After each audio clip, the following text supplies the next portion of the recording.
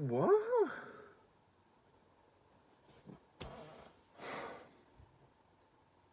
What is going on with this show?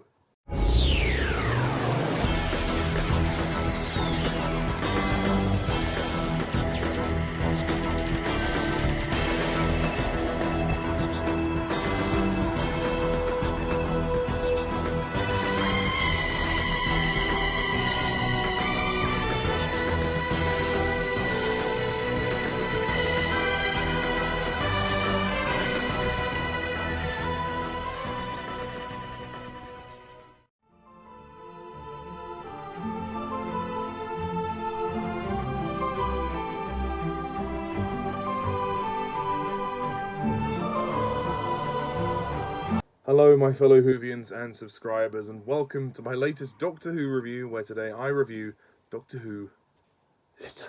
Yes, Listen, the fourth episode of Doctor Who Series 8, the 245th Doctor Who story, starring Peter Capaldi as the 12th Doctor. Okay, so Listen. I don't really know how to review this one. This is going to be one of the hardest ones to review. But anyway, I shall press on. The Doctor has been pondering a question. Have people ever been truly alone? Does something lurk unseen beside us all? With Clara at his side, the Time Lord will find himself delving into familiar pasts and eerie futures. Just where does the answer to the old man's unanswerable question lie? Will he find the answers that he's been searching for, or will his quest cost him his life this time? So, listen, what happened to Doctor Who? Literally, Doctor Who was a fun show. It was event television, and now seeing it come to this, I don't know what to say anymore. I'm sick of the convoluted writing, the stories that make no sense, the pretentious ego of Stephen Moffat. Continues to be in this show. I'm fed up with it. I truly am. I'm fed up with this. Listen is a terrible Doctor Who story, and I hate to say that, but I think Listen is a complete mess. It's much like The Angels Take Manhattan. Great ideas, but really badly executed. There are good elements to this story, great ideas that sound amazing, but they just do not come together.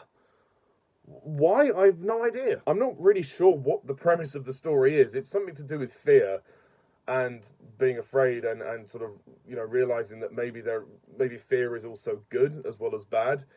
But other than that, I've got no clue what the hell's going on. It's explained in a very long, overly convoluted, perfunctory kind of way.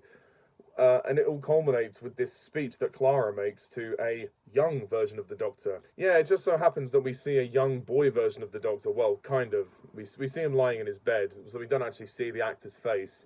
And Clara gives him a speech about how there's nothing there, and it's okay to use fear because it drives us forward and it makes us better and all of that stuff. Like the stuff the Doctor said earlier to young Rupert in the story. But I don't know, I just didn't care for it. I just found this episode to be completely boring. It just dragged, and I did not care. I really didn't care. At the center of the story, we also have Clara and Danny Pink going on a date, which seems to take up quite a lot of the episode. I don't know why it's focused on so much. I understand, obviously, that Danny is an older version of Rupert, and he's since changed his name for reasons which have yet to be explained.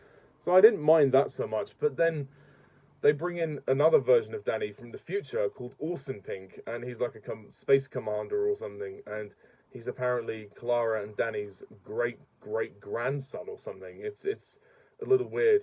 So I feel like the story kind of loses focus. Who is the story actually about? On the one hand, I think it's about the Doctor trying to discover his own fears in his new body, and he's trying to understand what fear is. Like, there's that scene at the beginning where he's sitting on top of the TARDIS, and then he's writing things on the chalkboard, and he's got these keywords, and he's exclaiming them, and we're sort of following, like, okay, he's processing what he thinks this all means. And then we cut to Clara and the date, and then Clara seems to become the focus of the story, and she seems to take control as well.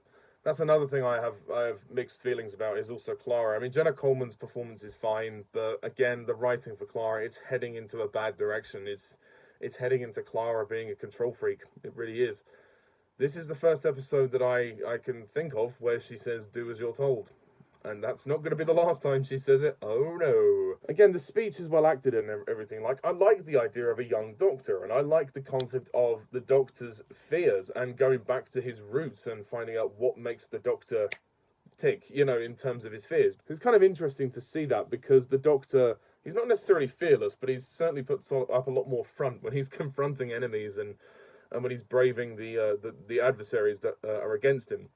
But it's nice to kind of explore the Doctor and his psychological fears, what torment him. And there's no real sort of alien antagonist in the story. It's literally the fear is the villain of the story, which I think is kind of cool. And it could be said that Clara has to deal with her own fears as well, and her insecurities, like when she goes on a date, and then when she realizes that she's worried about how she comes across and her personality, and what Danny will think of her. And, you know, these ideas are kind of nice, but they don't come together. And they feel like, honestly, different scenes from different stories stitched together.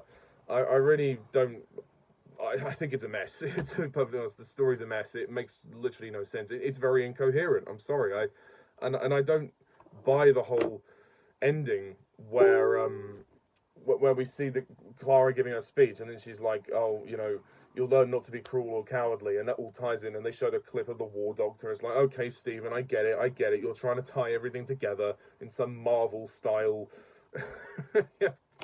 film, but yeah, what a confusing web of lack of a narrative. That being said, Peter Capaldi is good as the Doctor. I do think he is getting, you know, more settled into the role, and I do like what he's doing. And again, I like Jenna Coleman as well. Samuel Anderson deserves a mention as Danny Pink, although he's also playing Orson Pink as well. And, you know, he's pretty decent, to be fair. And it's nice to see, in the end, that the date finally sort of goes well. This is ultimately a really bizarre Doctor Who story. It's bizarre, but not in a good way.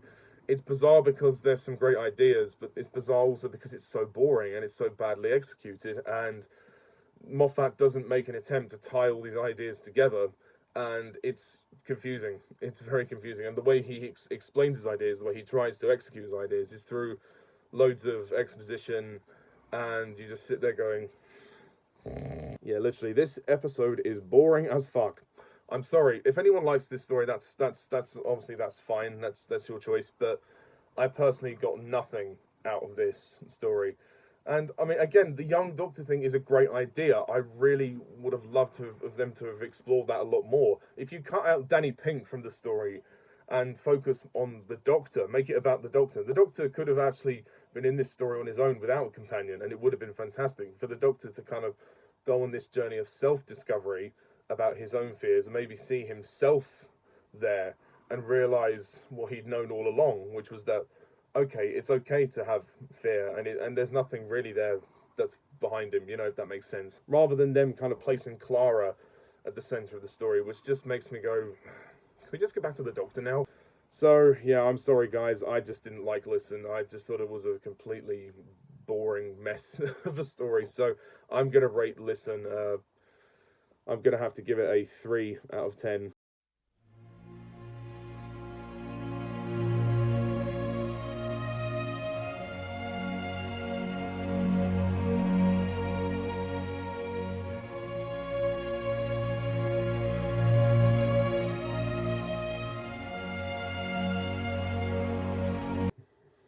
Yeah, it gets a few points for some of the acting, and I mean, some of the production design and sets are good. The lighting is very good for it, but it's a boring episode where people sit around and talk. That's it. So, next time on Doctor Who Review is a review of Time Heist. So, what do you think of Listen? Please comment down below, let me know, and stay tuned next time when I review Time Heist. And until then, I'm Mr. TARDIS11. Thank you for watching. See ya. Bye for now.